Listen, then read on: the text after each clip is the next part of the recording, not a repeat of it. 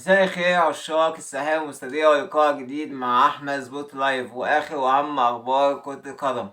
أول حاجة أحب أعتذرلكوا عن الفترة الطويلة اللي غبت عنكم فيها، بس هي ظروف كده وإن شاء الله يعني مترجعش تاني، وإن شاء الله أكون متواجد معاكم أول بأول. داخلين إن شاء الله أغطي معاكم كأس العالم، الحدث الأكبر على مستوى العالم.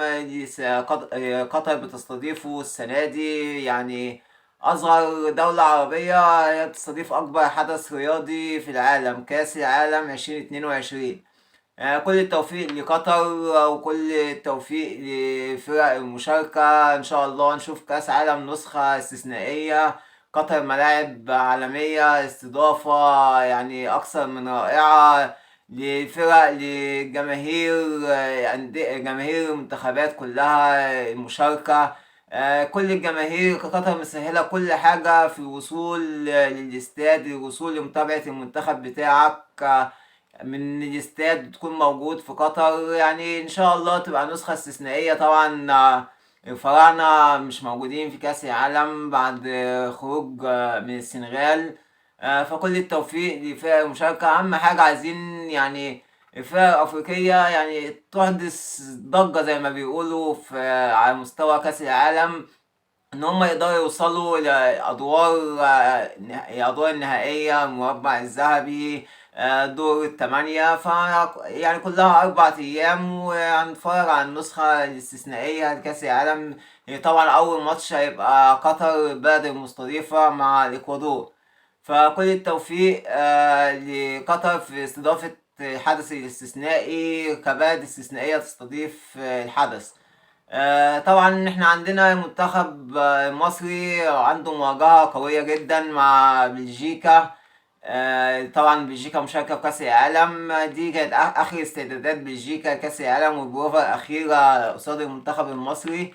طبعا بلجيكا اختارت المنتخب المصري نظرا لقوته، يعني هيساعدها كتير إن هي يبقى استعداد قوي لكأس العالم بجانب المطوشة الودية الأخرى اللي لعبتها. فهنشوف كل التوفيق لوي فيتوريا بكرة في إدارة الماتش. الجميع في معسكر المنتخب متفائل، روح عالية، انضم جميع المحترفين. خلاص المنتخب بيستعد. بس يعني هي في نقطة، محمد صلاح نجم المنتخب المصري ونجم ليفربول النهاردة هيسافر دبي عشان يحضر تسليم جوائز جلوب سكور. فيعني مكانش ينفع ان هو يكون موجود، بس هو ده حدث استثنائي، هو ضمن المرشحين طبعا لجايزة، فلازم ان هو يكون موجود. بس ده يعني نتمنى ان هو ما يأثرش على اللقاء غد بكرة قصاد بلجيكا. هو لقاء ودي، بس يعني لازم المنتخب المصري يعني يثبت وجوده، لازم اللعيبة المصرية على الأقل تثبت وجودها لروي فيتوريا عشان أفريقيا. المعسكرات الجاية كل لعيبة يبقى عايز يثبت نفسه. المدير الفني أجنبي طبعا ما عندوش اختيار حد على حساب حد، هو بيختار المجتهد. مفيش حد بيقول له عايزين ده ومش عايزين ده، هو بيختار اللي هو شايفه هيكون مناسب وإضافة للمنتخب المصري. في جميع غير فيتوريا جاي عايز يطور منظومة الكرة المصرية. طبعا يعني من أسباب إن إحنا مش موجودين في كأس العالم إن مفيش منظومة إدارة كرة القدم في مصر كويسة، من مجالس مختلفة كلها عن المصلحة، زي مجلس أحمد مجاهد، الجنايني. فكل دي يعني بيمسكوا مجالس مؤقتة وكلها بتبقى هدف المصلحة، مفيش حد بيعمل للصالح العام للكرة المصرية.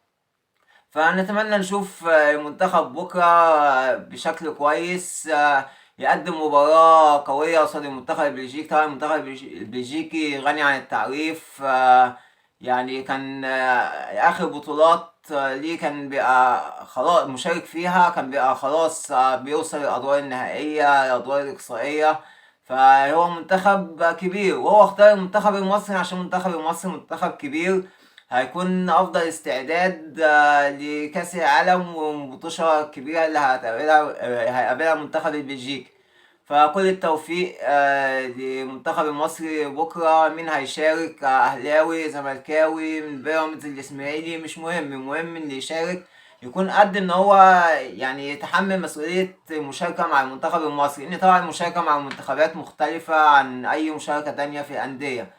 فكل التوفيق للجميع بكرة، نشوف مباراة تليق بالكرة المصرية يقدموا أقصى ما عندهم، ما يتحسبش إن هو ماتش ودي، لأ، تحسب إن هو ماتش رسمي عادي. بعدين فيتوريا صرح قالك ما عنديش أنا فرق بين الماتش الرسمي والماتش الودي، كلها مطوشة بتهدف للاستعداد لما هو جاي. اللي مش هيثبت نفسه في المطوشة الودية مش هيكون معايا في المطوشة الرسمية. فكل التوفيق روي فيتوريا في الفترة الجاية ان هو يقدر يعمل منتخب ينافس، يحتل افريقيا زي ما كان المعلم حسن شحاتة، يعني كان محتل افريقيا احتلال كامل باستثناء طبعا صعوده لكأس العالم. فده كان حظه السيء، كان معاه نجوم بس ما كانش فيه حظ ان هو يصعد لكأس العالم. نخش بقى بعد منتخب مصري، نخش على اخبار نادي الزمالك اللي بيستعد للقاء المصري في الكاس يوم 26 اثناء مباراة كاس العالم. فكل التوفيق لنادي الزمالك.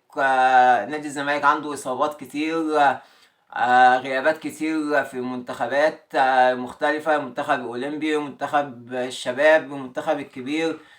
سيف الدين الجزيري مع المنتخب التونسي، كل التوفيق ان شاء الله يبقى فارق مع المنتخب ويقدر يثبت نفسه ويركز في الملعب، وملوش دعوة بأي أحداث تانية، ملوش دعوة بعروض الاحتراف وكلاء لاعبين.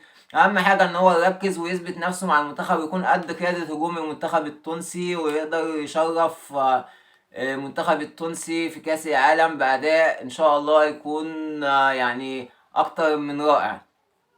فالزمالك عنده غيابات كتير، جوسوالدو فييرا بيحاول ان هو يحاول يعوض الغيابات دي بتصعيد عدد من الناشئين يكونوا موجودين وحاضرين، زي تجربة يوسف أسامة نبيه، سيف فاروق جعفر، حسام عبد المجيد اللي ما شاء الله بقى أساسي نادي الزمالك. ويعني وفي كان انتقاد ان هو خرج من قائمة كاس قائمة المنتخب المصري لبلجيكا، بس يعني هو لسه سنه صغير، بس المفروض يعني احنا شايفين ايرلينج هالاند 22 سنة، بس مفيش حاجة اسمها صغير، هو بيقود المنتخب النرويجي في كأس العالم. فمفيش حاجة فرق دلوقتي من لاعب صغير وكبير، انت لازم تحطه على الأقل في التيم يكتسب خبرات هتحتاجه بعد كده، رغم ان في أزمة في الدفاع المنتخب الوطني، عندك في إصابات، في حمدي فتحي النهارده اصابات الام عضليه، استبعد من التدريب النهارده، فان شاء الله يكون بخير وكويس.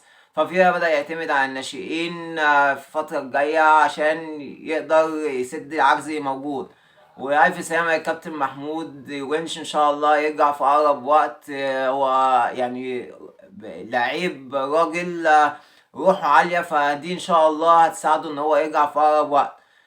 طبعا تأجلت قرعة دوري أبطال أفريقيا والكونفدرالية دوري المجموعات، ويعني والسبب هزلي، يعني بسبب هزلي، ما ينفعش إن هو يعني قرعة تتأجل في قارة أفريقيا يعني بحجمها بسبب حقوق البث، في اختلافات على حقوق البث لحد دلوقتي، فلسه مش عارفين القرعة هتبقى امتى. الغالب ان هي هتبقى بعد كأس العالم.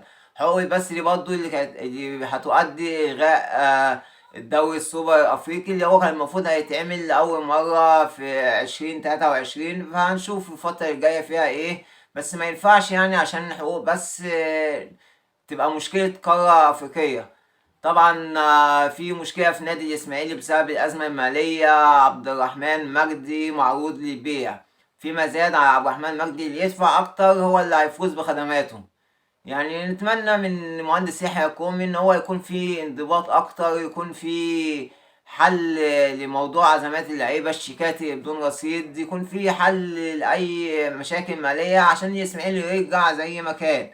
يعني نتمنى الفترة الجاية نشوف الإسماعيلي بينافس الزمالك والأهلي وبيراميدز على الدوري المصري، فنتمنى إن شاء الله إنه يرجع زي الأول. الأهلي برضه بيستعد، هيقابل المقاولين العرب يوم 27 برضه بدون لاعبه الدولي علي معلول، كل التوفيق لعلي معلول إن شاء الله يبقى يعني في أفضل حاله مع المنتخب التونسي خلال مشاركاته في كأس العالم. فكل التوفيق للنادي الأهلي والفرق المصرية، وإن شاء الله يعني نخلص من كأس العالم بتاع السنة اللي فاتت عشان نبدأ بقى نلتزم في دوري كويس، دوري منتظم. السيد احمد دياب اكد ان الدوري مش قمة المناخ مش هتأثر على نهاية الدوري. نهاية الدوري 30/6. نتمنى يعني نشوف الدوري المصري بتاعنا زي بقية دول العالم، يبدأ في ميعاد وينتهي في ميعاد، عشان حتى اللعيبة والمديرين الفنيين أو الأجهزة الفنية بتاعت الفرق تقدر تستعد، تقدر تجهز لاعيبتها، تقدر تعمل انتقالات، بدل ما بيبقى في اختلافات دايما في فيفا. القائمة الأولية الأفريقية اللي في فرق بتتمنع إن هي تأيد لعيبة بتاعتها بسبب إن هما تعاقدوا متأخر، بسبب إن كده عندنا الدوري خلص متأخر. فكل دي مشاكل نتمنى إن يبقى في علاج ليها، وعندنا أمل في أحمد دياب إن هو يكون قد حل المشاكل دي. دي كانت آخر وأهم أخبارنا معاكم الخاصة بكرة القدم. أتمنى عجبك الفيديو تدوس لايك واشترك في القناة، وإن شاء الله أكون مستمر معاكم دايما.